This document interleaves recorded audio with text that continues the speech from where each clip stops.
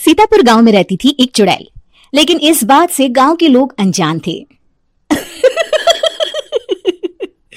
जब तक पूरे गांव की एक एक औरत के गहने मेरे पास नहीं आ जाते, मैं इस गांव को छोड़कर नहीं जाऊंगी, चाहे इसके लिए मुझे लोगों को गायब भी क्यों ना करना पड़े। दूसरी तरफ गांव की औरतें बात कर रही थी। अरे सुन रही हो, ये देखो मैंने कल ही नया हार बनवाया है सोने का, कैसा लग रहा है? बहुत ही अच्छा। अच्छा है ना, पहले तुम पहनो, फिर शादी में अपनी होने वाली बहू को दे देना। और क्या, सोने चांदी का यही तो फायदा है, जितना पुराना उतना महंगा। लेकिन एक एक पैसा बचाकर ये लेना सच में बहुत मुश्किल हो रहा था मेरे लिए। तभी वहां पहली का पति आ जाता है।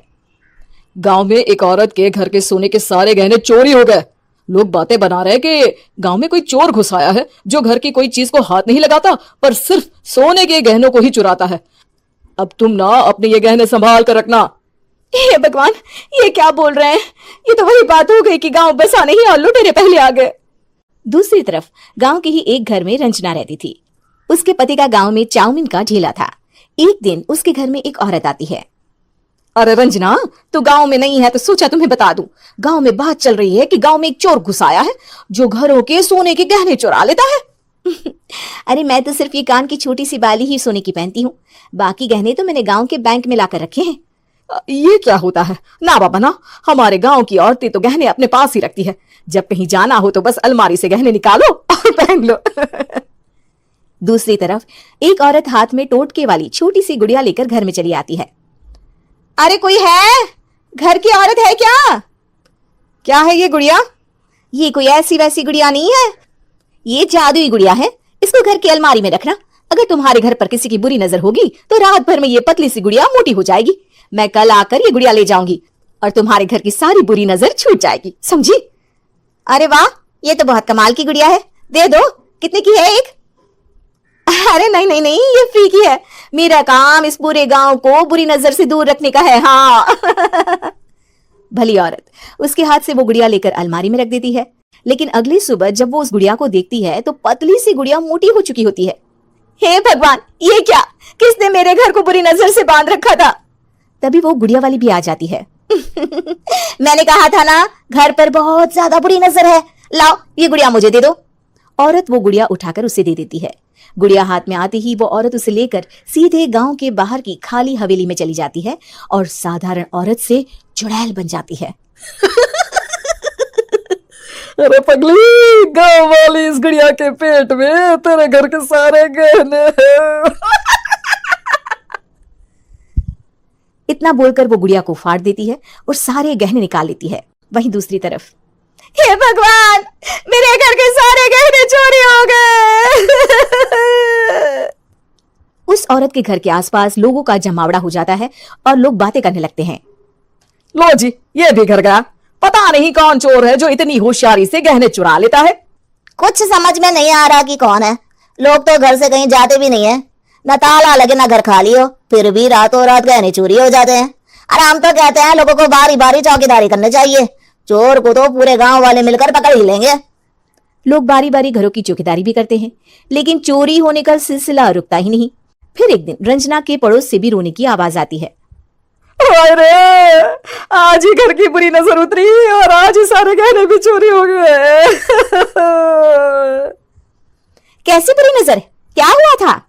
तभी वहां उस औरत का पति भी आ जाता है जिसके घर में गहनों की चोरी हुई थी। हाँ, मेरी बीवी ने भी किसी गुड़िया को घर में बुरी नजर उतारने के लिए रखा था, लेकिन अगले दिन गहने चोरी हो गए। अब रंजना को कुछ कुछ बात समझ में आ जाती है। वो गांव वालों से कहती है, देखिए अब आप लोग चिंता न करें, जल्द ही चोर पकड़ा जाएगा। उस नजर उतारने वाली गुड़िया को आज मेरे घर कोई भेज देना।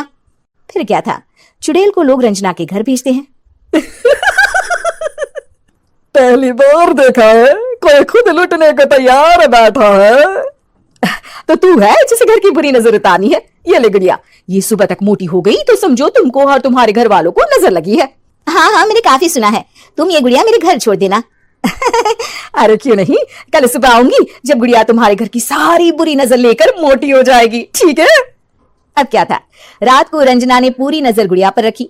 वो अपने पति और गांव के कुछ लोगों को घर की खिड़की से घर के अंदर नजर रखने को कह देती है और फिर जो नजारा सब देखते हैं वो हैरान करने वाला होता है। गुड़िया धीरे से अलमारी खोलकर बाहर आती है।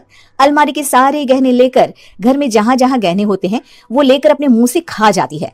वो जितने गहने खाती उतनी ही मोटी हो जाती और फिर अलमारी में बंद हो जाती है। गांव वाले डर के मारे वहीं बेहोश हो जाते हैं। लेकिन सुबह जब वो औरत गुड़िया लेने आती है, रंजना उसका सामना करती है। ये देखो गुड़िया कितनी मोटी हो गई है, लगता है मेरे घर में बहुत लोगों की नजर लगी है। लाला ये गुड़िया मुझे दे दे, अरे बहुत कीमती गुड़िया है ये। तेरे घर की सारी बुरी नजर मैं गांव के बाहर वाली हवेली में फेंक आती हूँ। शाम को फिर लोगों के घर इसे लेकर जाना है ना, इसमें तो मेरी जान बसती है, जान। रंजना गुड़िया को चुड़ैल की तरफ बढ़ा देती है लेकिन फिर वापस ले लेती है और गुड़िया के हाथ मोड़ देती है। जैसे ही गुड़िया के हाथ मोड़ती है चुड़ैल का हाथ भी मुड़ जाता है। अच्छा तो ये वो गुड़िया है जिसमें तुम्हारी जान बसती है। अब सुन चुड़ैल, तेरी सारी हकीकत सबके सामने आ गई है। या तो गांव वालों के गहने लौटा दे, नहीं तो मैं इस गुड़िया की गर्दन मोड़ दूंगी। चुड़ैल डर जाती है। अरे नहीं नहीं, मेरी गुड़िया दे दो, मैं सबके गहने वापस कर दूंगी। ठीक है, अब भी जा और सबके सारे गहने वापस कर। चल निकल यहां से। चुड़ैल सबके गहने लौटाकर रंजना के पास आती है। ला दे मेरी गुड़िया रंजना, इसके अंदर के गहने निकाल ले, लेकिन गुड़िया वापस दे दे। लेकिन रंजना जानती थी कि जैसे ही गुड़िया चुड़ैल को देगी उसकी शक्ति वापस आ जाएगी। चुड़ैल, तू तो चुड़ैल ही रहेगी, ये मैं जानती हूँ। अरे नहीं नहीं नहीं, मैं गांव छोड़कर चली जाऊंगी, किसी को परेशान नहीं करूंगी, वादा करती हूँ मैं। लेकिन रंजना उसकी एक बात नहीं सुनती और गुड़िया का सर उसके शरीर से अलग कर देती है। चुड़ैल सर अलग होती ही गायब हो जाती है। गांव वाले रंजना के साहस और बुद्धि की खूब प्रशंसा करते हैं।